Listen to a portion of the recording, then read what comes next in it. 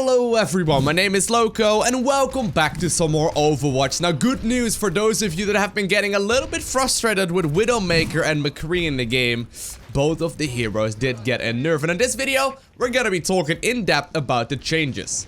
Now it is important to note that the only platform that actually sees these changes is gonna be PC for the moment. As you may be aware, they are running a bit of a different version of the game on the console.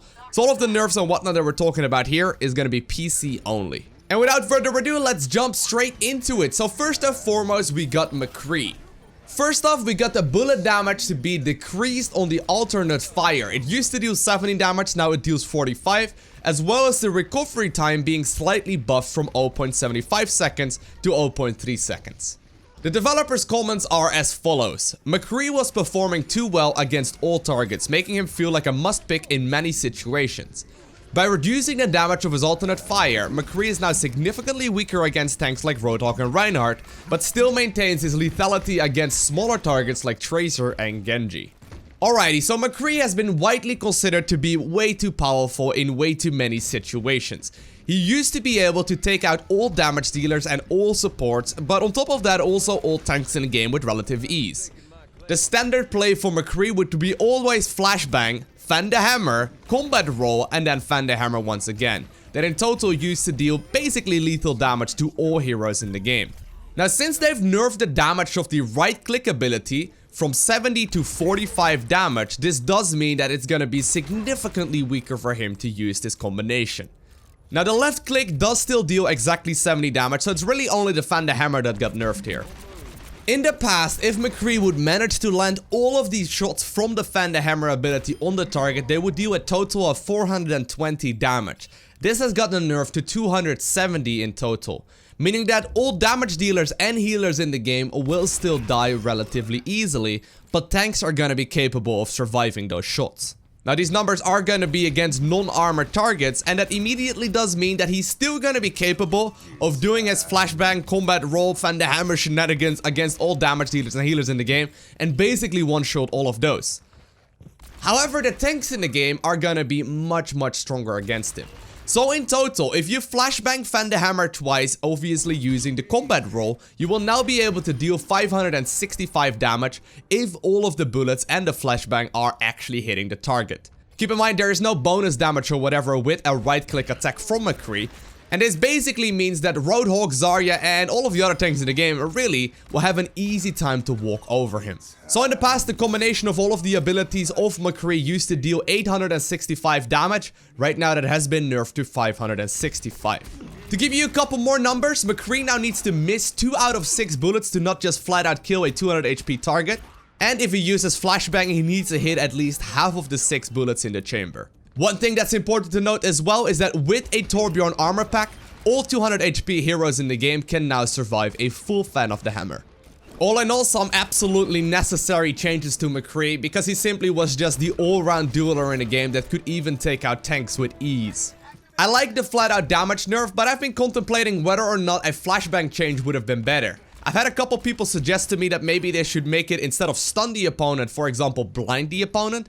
And you know, in general currently there's really no counterplay to flashbang whatsoever. However, this is definitely going to make McCree a significant amount weaker in one-on-one close combat scenarios with tanks.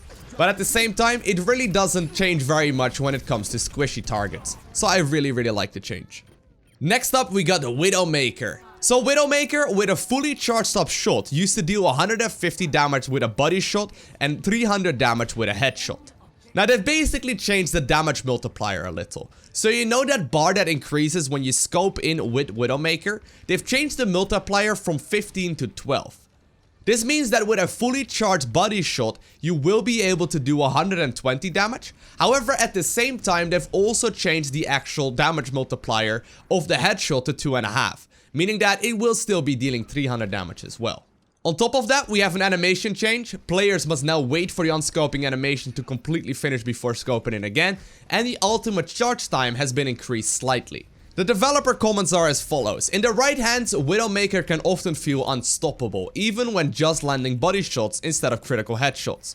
The changes to her alternate fire weaken body shot damage while leaving her headshot damage unchanged.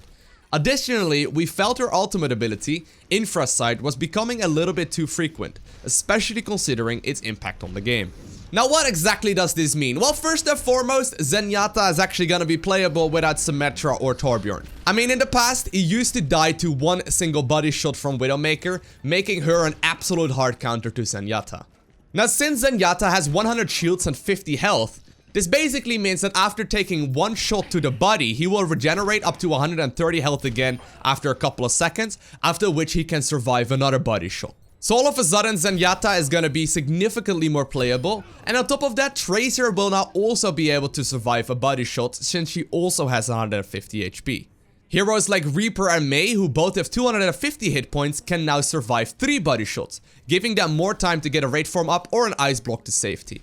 Now, it is really important to note that these are only body shots. Headshots still deal 300 damage as the multiplier get upped. Meaning that if you are a good Widowmaker player, this really isn't going to be changing you very much. However, if you are a really good Widowmaker player, this is a nerf you probably also aren't too happy with. They made some changes to the animation. She can't just quickly exit sniper stance animation to scan her surroundings anymore. She relies a lot more on her teammates now to call out where the targets are. You can't quickly exit sniping mode to take in the surroundings and optimize movement speed, but you will have to stay hard scope if you want to maximize your damage. This is not a nerf that most people are talking about, but I think this will be very significant for the highest level of Widowmaker players. Arguably speaking, even more important than the body shots. On top of that, the ultimate got nerfed slightly as well, so they decided to basically let it take 10% extra before it charges up fully.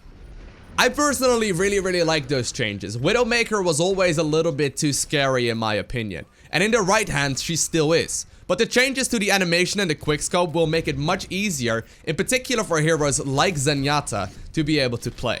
She will still be able to one-shot all damage dealers in the game, however, but I'm a little bit on the brink whether or not Tracer should still die to a single body shot. I mean, Tracer obviously is extremely fast and extremely mobile, and I don't think I agree with the fact that she will now be able to survive one body shot as well. I guess only time will tell, but I'm very happy that I can finally take Zenyatta for a spin again. Something quite important that got changed as well is Mercy's ultimate charge when she is healing up an ally that is currently hitting a Reinhardt shield. Now this is a very particular situation that you would see quite a bit in competitive play. Basically what would happen is that Mercy would be charging the attack boost from, for example, Soldier 76. Soldier 76 would then go ahead and shoot the shield of Reinhardt, at which point Mercy would gain an incredibly quick ultimate charge rate. So simply by attacking a shield of one of the opposing players, she would just buff up that ultimate extremely quickly, after which her allies could just suicide in, try and take the objective, and if they would die, Mercy could just resurrect them immediately. In the end, Blizzard has decided that this was a bug, they have fixed that right now, so Mercy is gonna be slightly weaker in the competitive scene. And other than that, we really haven't seen too many changes, but honestly, these are gonna be quite significant for the time being as well. Now, Blizzard has mentioned that they're gonna be buffing up D.Va next. However, it turns out that it's a little bit more complicated than just simply changing a couple of numbers. I'm not entirely sure what they're gonna be doing. They've talked about increasing the damage output or increasing the survivability of the hero. I'm not entirely sure what to suspect, but let me know down below in the comment section of the video what buff you assume D.Va will be getting. Personally, I'm a big fan of the changes that they've made right here. I mean, I'm not gonna lie. Playing Zenyatta and just taking a body shot from Widowmaker was the most frustrating thing in the game. And also when you're playing, for example, Reinhardt, the most tankiest dude in the game, to just simply get flashbanged to the face, after which getting combat rolled in front of the hammer twice, it was just extremely frustrating. So all in all, these changes are awesome. And I think we're well on our way to be playing one of the best shooters of all time. I hope you guys enjoyed watching this video. If you haven't already, hit that like button, and if you want to see more Overwatch content, do not forget to hit that subscribe button so you get a notification as soon as I upload more content. And other than that, I want to thank you all for watching. Have an amazing day. Do not forget to smile, alright, and I will see you in the next one. Bye!